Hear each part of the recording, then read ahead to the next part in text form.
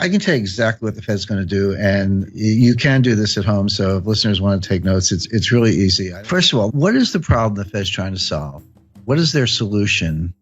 And then what are the exceptions to that so that we can have a complete predictive analytic model? The problem they're trying to solve is the following. We know from a long series of experiences, 30 or more business cycles since the end of World War II, that when the U.S. is in a recession, you have to cut interest rates 3 to 4% to get the U.S. out of a recession. You need 300 to 400 basis points of cuts to get the U.S. It's like a plane heading for the ground. How do you pull it out of a nosedive and get it back up in the sky? The answer is 300 basis points of cuts. How do you cut interest rates 300 basis points when you're only at 75 basis points? The answer is you can't. And forget about negative rates. The evidence is now pretty good that negative rates do not work. In other words, negative rates are not more of the same. When you go from, let's say, 0.5%, and you go to 1/4, and then you go to 0, and then you keep going to negative 25, you didn't just ease by another 25 basis points. The evidence from Japan and Europe is that you're through the looking glass and you have very strange effects, really unintended consequences. I'll give you a couple examples. So the conventional theory is, well, the more I cut interest rates, the more stimulus I get. That's a joke, but that's what they think. But if I go negative, you're absolutely going to go out and spend the money. Because if you don't spend the money, I'm going to take it away. You sit there long enough, you'll have nothing left in your bank account because I'm going to take, with these negative interest rates, I'm going to take it away. So people will run out and spend. And the other thing is that, it's obviously, from the lending point of view, they'll borrow money, because the bank pays you to be a borrower. But here's what happens in the real world. And this is the difference between academics and human beings. When people see negative interest rates, people have goals in mind. They have lifetime goals, right? They want kids' education, parents' health care, their own health care, retirement. If you start taking their money away with negative rates, guess what they do? They save more. They're like, hey, I got to put my kids through college. You're taking my money. Well, I better save more. And then what kind of signal is the central bank sending with negative interest rates? They're sending a deflationary signal. So people go, well, if you think it's going to be deflation, I'm not going to spend money. I'll wait till the price comes down. So you're trying to encourage lending and spending. And what you get is more savings and no spending, deferred spending. You get the exact opposite of what you want. So again, another egghead experiment gone awry. But the point being, so negative rates don't work. So zero bound really is zero. It really is a boundary. And Bernanke has said this in his recent writings, and I think he's right about that. So back to the problem. How do you cut interest rates 300 basis points when you're at 75? Well, the answer is you can't. So you have to raise them to 300 basis points. So the problem the Fed is trying to solve is how do they get rates to 3.25% before the next recession? Now, I'm not saying the Fed sees a recession, and that's easy because the Fed never sees a recession. In 102 years, the Fed has never seen a recession, never forecast a recession. But they know their economic history. We are 8 years into an expansion. It feels punk. I mean, the growth is anemic, but labor force participation is low, productivity is dropping. There are a lot of bad things going on, but in fact, we are in the 8th year, actually coming up on soon be entering the 9th year of an expansion, which began in June 2009. Right. By the way, you have a hard time convincing most Americans that we're not still in a recession. Depressions are different than recessions. The technical definition of a recession is 2 consecutive quarters of declining GDP with rising unemployment, a couple other bells and whistles, little subjective factors, but that's basically it. So people, when you say depression, they're like, depression sounds worse than a recession. And if recession is 2 quarters of declining GDP, then a depression must be like 10 quarters of declining GDP because it's got to be worse. But that's not the definition. The definition of a depression, you can have growth in a depression, but it's below trend growth. In other words, if trend is 3.5, and you're actually banging out 1.5, 2, that gap between, let's say, 1.5 and 3.5% growth, that's depressed growth. It's an output gap. It compounds over time, and you never get it back. We are losing trillions of dollars of wealth. We are impoverishing future generations on a relative basis because of our inability to get back to trend growth. So the reason American people feel this and don't listen to the economists, and they're right, is because we're in a depression.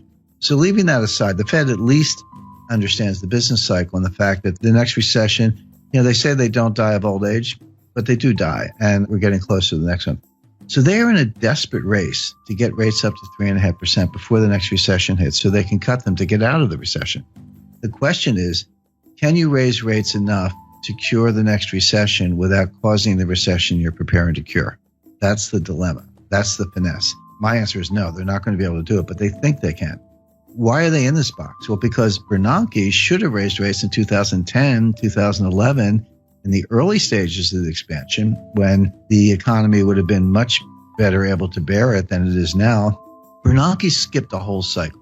He skipped a whole rate increase cycle to pursue these wacky experiments and, QE and zero interest rate policy and all that. I spoke to Bernanke about this, and he used the word experiment. He said this was an experiment. Bernanke made his academic reputation by studying the Great Depression, in the wake of Friedman and Anna Schwartz and some others. But he was a great scholar of the Great Depression, and he got his chance to kind of try out his theories. But what he told me was, he said 30 years from now, some new Ben Bernanke, some young scholar will look back and tell us if we did a good job or not. We actually don't know right now. See, the Great Depression was really two technical recessions, 29 to 33 and then 1937-38. But from 33 to 37, we had an expansion, but the whole thing was a depression because we never got out of it.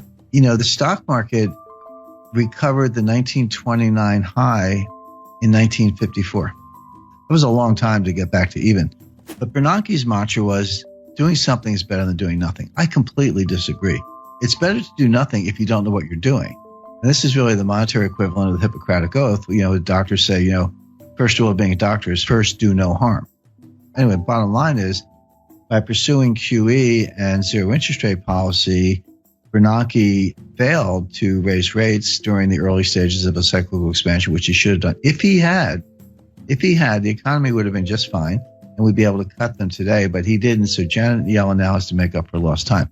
So that's the mission. But again, and this is what the market completely does not get, and the Wall Street economists don't get. Nobody gets this, because they see the Fed raising rates, and they've done the correlations and the regressions back to World War II, and they go, every time the Fed raises rates, the economy is getting stronger.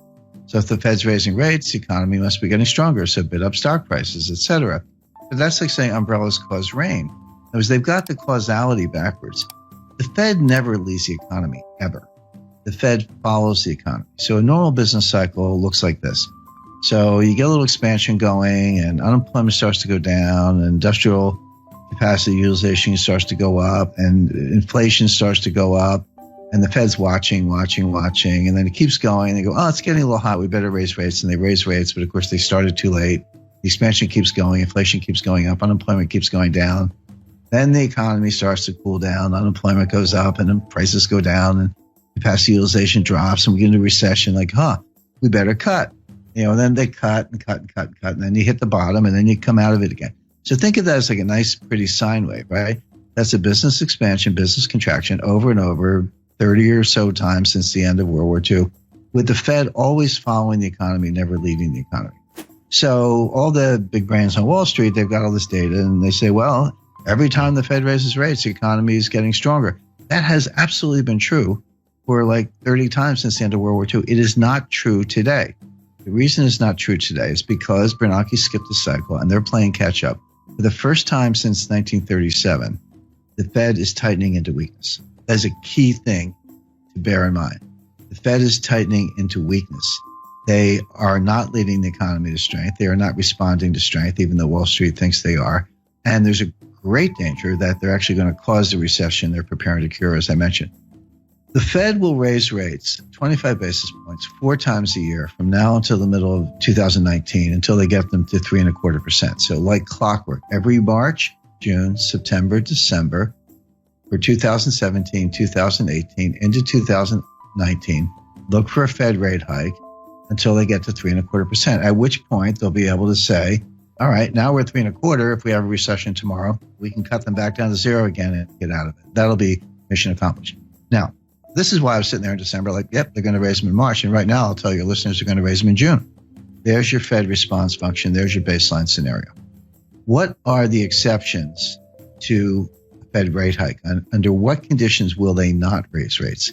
Because everything I just described to you, they've had in mind since March 2015 when Yellen took patience out of the statement. That was the end of forward guidance. And by the way, if you go back to 2015, I said they're not going to raise rates all year, and they weren't going to do the liftoff that people were looking for in March, June, September. And they didn't lift off in September because of the Chinese rate exchange devaluation. The stock market fell out of bed August 2015. Finally, they raised them in December 2015. And Wall Street was ready for March.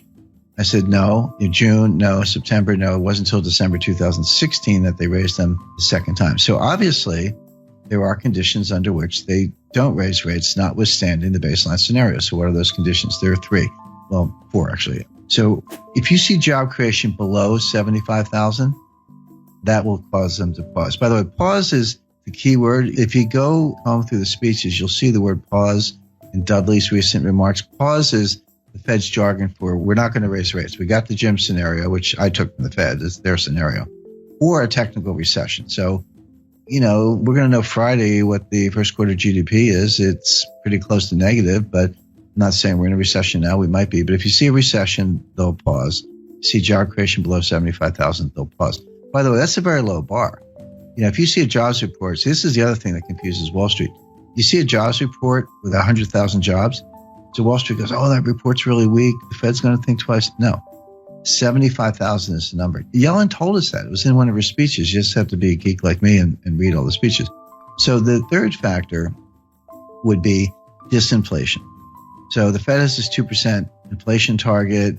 They've missed it for 6 years. They're finally getting close to hitting it. By the way, I think the listeners know they use the PCE core deflator year over year.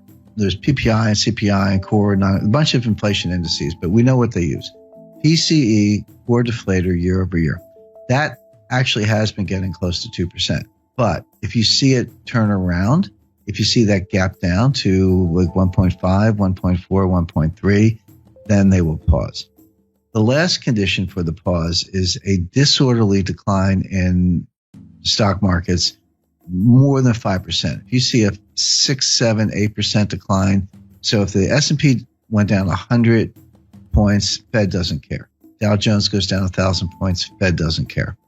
But beyond that, if you see the S&P start to go down 150 or the Dow start to go down 1,500 points, in a disorderly way. It looks a little scary. It looks like there's no bottom. It looks like if you see that, they'll pause. So the Fed's going to raise like clockwork 4 times a year for the next 2.5 years, unless you see job creation below 75,000, disinflation, a technical recession. If you don't see one of those things, they're going to raise rates. And so right now, I don't see any of them. I mean, they could all happen, but it looks like, growth is going to be positive. Job creation's been decent, over 100,000. Disinflation is probably coming, but not quite here yet, and they'll want to see a couple months in a row. And the stock market's not crashing. So none of the pause conditions are in place. Therefore, they will raise rates. Simple.